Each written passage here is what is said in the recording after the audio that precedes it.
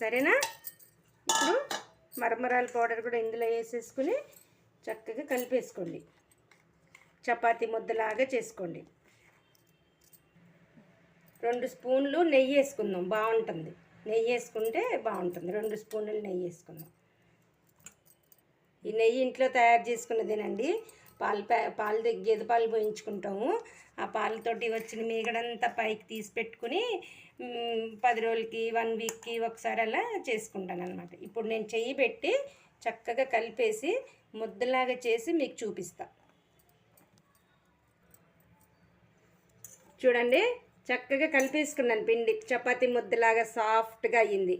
నాకు కరెక్ట్గా నేను చూపించినవన్నీ నాకు కరెక్ట్గా సరిపోయినాయి. మీకు పాలు ఎక్కువైనాయి అనుకోండి, టెన్షన్ పడకండి. టెన్షన్ పడకుండా ఇంకొంచెం మరమరాలు ఏం చేసుకుని కలిపేసుకోండి. పాలు తక్కువైనాయి అనుకోండి, కొంచెం పాలు పోసుకోండి. నాకైతే అన్నీ కరెక్ట్గా సరిపోయినాయి. 2 కప్పులు